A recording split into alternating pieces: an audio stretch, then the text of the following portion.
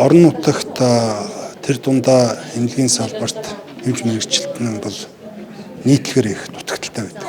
Тэгээ орон нутгаас төв рүү явж сурч, сувилагч гэсэн энэ мэрэгжлийг эзэмших асуудал дээр бас асуудал үүсдэг. Тэгээд анагаахын ухааны их сургууль, Сүхбаатар аймгийн засаг даргын дамгын газартай өнөөдөр сан бичигт гар үсэг сурч байна. Тэгээд энэ намраас эхэлж сувилагч болон ахлах сувилагч бэлтгэх одоо элсэлтийг орон нутагт наваад тэгээ орон нутагтаа ард иргэд маань, оюутнууд маань сурч ажиллангаа эндээ сурах ийм боломж бүрдэж байгаа юм. Тэгээд дээрэс нь манай эмнэлгийн салбарынхаа эндээ сургагч багш болох бас боломж болцоо бүрдэж байгаа. Тэгээд аль аль талаасаа энэ боломжууд бүрдэнэ гэдэг өөр их чухал байдаг.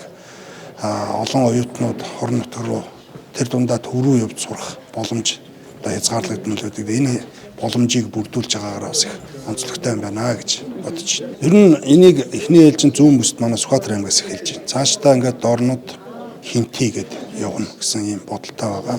Хамгийн анхны энэ хөтөлбөр бол Өөрөнгө аймагт 2022 онд хэрэгжсэн. Сая 45 хүн энэ сувилагчаар төгсөж одоо дипломоо гардаж авч орон нутагтаа ажиллах нь боломжинд бүрдсэн юм байна. Тэгээд цаашдаа энэ бол энэ зүүн бүс нутаг тэгээд аслагдсан сум суурин газруудаас хүмүүсийн аймгийн төв дээр ирж сурах энэ боломжууд өшөө дэлгэрэх баг гэж бодож байна.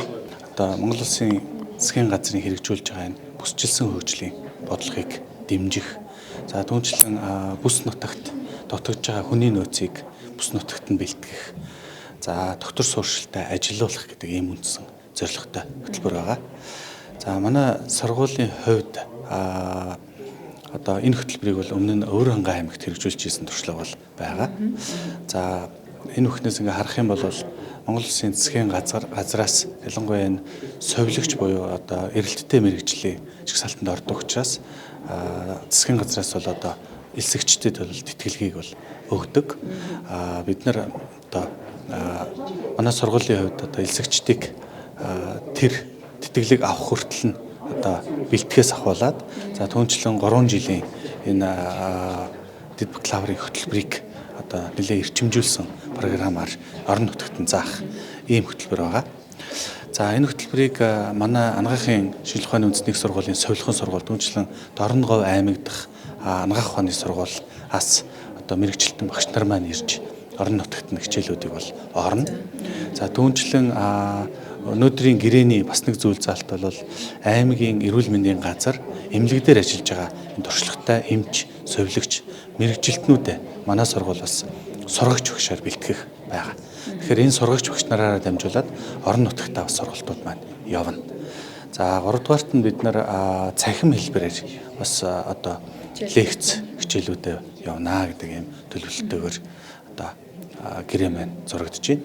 За энэ дээр ялангуяа улсын хурлын гишүүн Отхон Баяр гишүүний санаачлагтайгаар түүнчлэн засаг даргын тамгын газар эрдэнэ төлөөлөгчдийн хурал гээд орон нутгийн удирдлагууд маань энэ санаачлагыг гаргасан. За түүнчлэн одоо оюутнуудад суралцах орчныг хангаж өгөх, түүнчлэн ирж хичээл зааж байгаа багш нарын орон байр болон дэмжлэгийг үзүүлэхээ бол амлалаа. Тэгэхээр энэ дээр бол манай сургуулийн хувьд бол бас хичээж ажиллах их хариуцлагатай үүрэг ногдож байна. Энэ маань нэгэнт сувилагч мэрэгчлэлтэн бол эрэлттэй мэрэгжил учраас Монгол Улсын засгийн газраас 100% одоо суралцагчдад сургалтын төлбөрийн тэтгэлэг олгодог. За ингийн тулд бол одоо элсэлтийн ерхий шалгалтын 501 түүнээс дээш оноотой байх ёстой. Хичээлийн голч маань бол 2.8 түүнээс дээш байх ёстой. Тэгээд яг энэ мэрэгчлэрээ суралцдаг гэсэн ийм шалгууруудыг хангах ёстой. Тэгэхээр эхний ээлжинд за орон нутаг энэ аслагдсан сумдад одоо байгаа одоо 10 жил ерхий улсрлын сургуулаа төгссөн одоо элсэгчдийг элсэлтийн ерхий шалгалтанд бэлтгэх түншлэн 501 гэдэг оноо босоо оноог давуулах гэдэг энэ бэлтгэл ажлууд хийгдэнэ. 501 оноо одоо давсны дараагаар бол одоо ингээд засгийн газрын тэтгэлэгтэй хамрагдаад одоо сурлагынхаа төвшинг дундаж оноогоо хадгалаад явах энэ шаардлагуудыг тавьдаг. Тэгэхээр одоо энэ хөтөлбөр маань нэлээд тийм цогц тийм ээ. Одоо элсэлтэнд нь бэлдэнэ, элсний дараа нь сургана, түүнчлэн одоо доктортой үндсэн хөтөлбөрөө бид нар одоо нэлээд тийм эрчимжүүлсэн хөтөлбөрөөр бэлтгэдэг. За манай энэ совилгын хөтөлбөр бол өөрөө олон улсад магадлагдсан хөтөлбөр байгаа. Тэгэхээр энэ совилогч мэрэгчлэлтний карьер хөгжлийнхаа дагуу цаашид бид нар бакалавр, магистр, доктор за түнчлэн одоо ингээ гадаадад ажиллах ч гэсэн эрх нь нээлттэй байдаг ийм сайх хөтөлбөр байгаа. Тэр аймгийн буюу за зүүн болон говийн бүсийн аймагуудад манай Дорногов аймгийн сургуулийг төгссөн төгсөгч нар бол нийтдээ 85-аас 90% эрүүл мэндийн салбарын хүний нөөцийг бүрдүүлэн амжилттай ажиллаж байгаа. За дараагийн хичээлийн жил буюу 25-аас 26 оны хичээлийн жилд манай хамт олон болоод анагаахын шинжилгээ ухааны үндэсний их сургуулийн хэмжээнд Сүхбаатар аймагтай хамтран ажиллах гэрээ байгуулагдсныхаа хүрээнд совилогчаар дэд бакалаврын за мөн туслах совилогчийн гэсэн ийм юунууд мэргэжлүүдээр орон нутагт танхим, цахим хосолсон ийм сургалтыг явуулахаар одоо үйл ажиллагаа бэлтгэл ажилдаа ороод байна.